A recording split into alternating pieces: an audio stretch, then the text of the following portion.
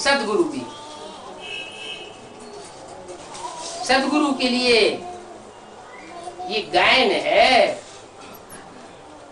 सदगुरु निंदक ठौर न पावे। कौन सा ठौर है? वो कौन सा ठौर है जो सदगुरु की निंदा कराने वाला ठौर नहीं पाता? बाप के साथ रह सकते है। ऐसी 8 आत्माओं के अलावा जो भी आत्माएं हैं, जो 8 आत्माओं का संगठन बनेगा, वो पहला ऐसा संगठन बनेगा जिसमें वो आत्माएं प्रवेश नहीं कर सकेंगी, क्योंकि नंबरवार बाप की निंदा कराने वाली बनी। और जितनी ही निंदा कराने वाली बनेंगी उतना ही दूर हो जाएंगे। तो उनको टाइम लगेगा संपन्न बनने में, पाप ही करती रहेंगी।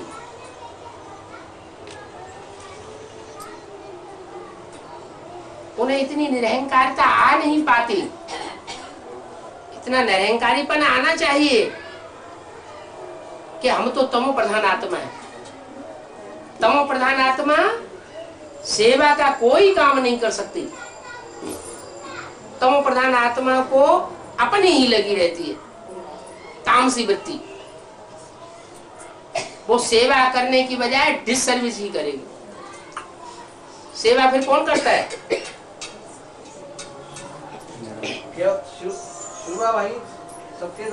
शिव बाबा बाप के साथ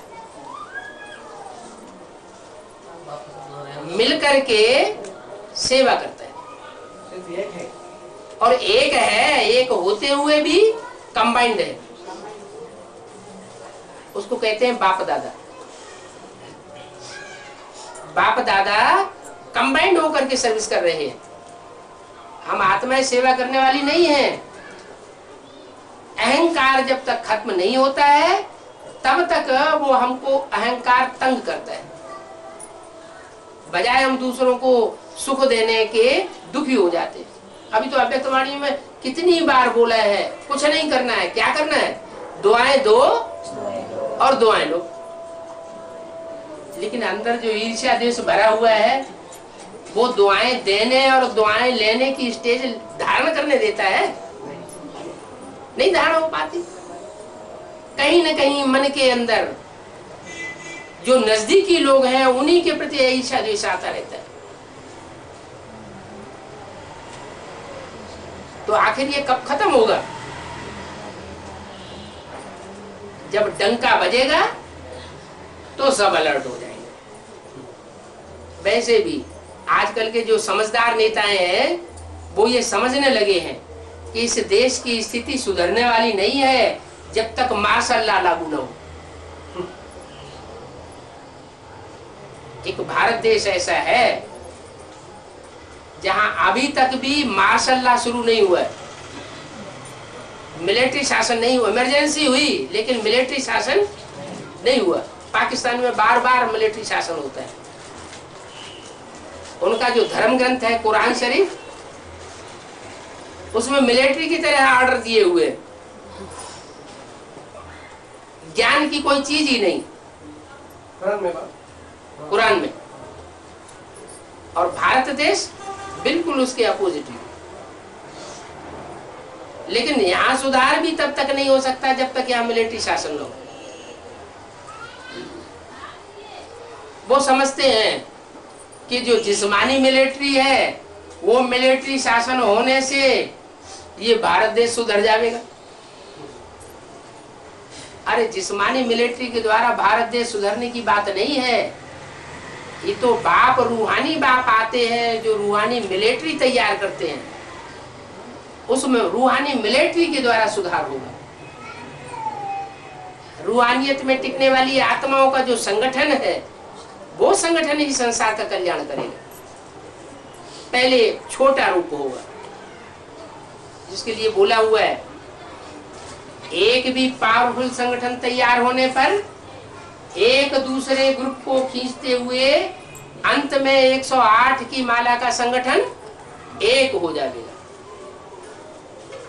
तो इसका मतलब क्या हुआ कि 108 की माला का संगठन तो बाद में बनेगा, लेकिन उससे पहले छोटे छोटे ग्रुप बने हुए होंगे।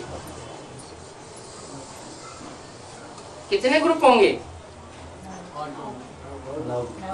12 के 9 ग्रुप स्पष्ट नजर आवेंगे। नास्तिकों का तो कोई ग्रुप ही नहीं होता है। तो जो 9 संगठन है, उन 9 संगठन के जो मुखिया हैं वो अपन अपन को भगवान कहेंगे। एक भगवान नहीं होगा, भगवान के अनेकों रूप हो जाएंगे। तय करना मुश्किल हो जाएगा आखिर भगवान कौन है। आर्य समाजी अपन को कहेंगे हम भगवान। हर धर्म का मुखिया अपने को परमात्मा का मुकर्रर रथ घोषित करेगा।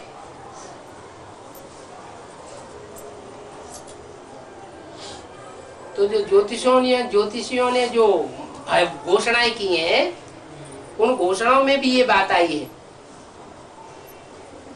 कि जब सारी सृष्टि में विप्लव होता है तो 9 ग्रह आपस में टकराते हैं।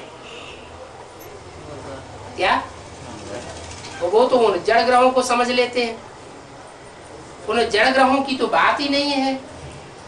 पहले तो यहाँ चैतन्य ग्रह नक्षत्र हैं। आपस में टकराव माना क्या बात है? आपस में टकराव माना, टकराव माने आपस में एक दूसरे के सिद्धांतों में टक्कर होती है। वो कहते हैं ये बात ऐसे होनी चाहिए, वो कहेंगे नहीं ये ऐसे नहीं, ऐसे होना चाहिए। बाद में क्या होगा? बाद में यही होगा कि जो ज्यादा मजबूत और ज्यादा वजनी होगा, ज्यादा पावरफुल होगा, वो बचेगा और सब नष्ट भ्रष्ट हो जाएंगे। 9 ग्रहों में सबसे भारी और सबसे बड़ा ग्रह कौन सा है? बृहस्पति। उसका नाम ही क्या है? बृहस्पति। बड़े से बड़ा पति, बृहस्पति। शास्त्रों में उसको प्रजापिता कह दिए।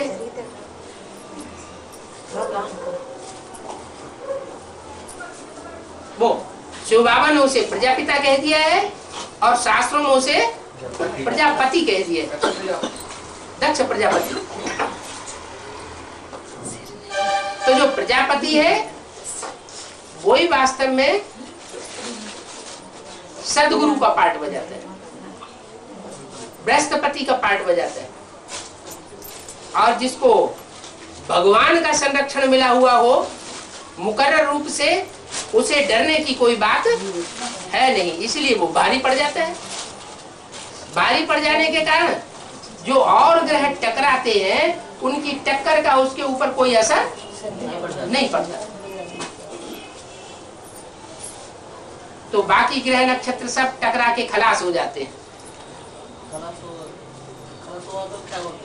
खलास होने के बाद उसमें मर्ज हो जाते हैं, सरेंडर हो जाते हैं। और अभी भी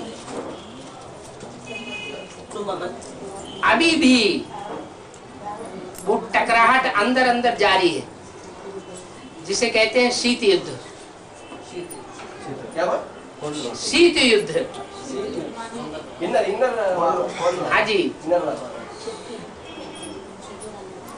वो अंदर अंदर संकल्पों की टकराहट चल रही है।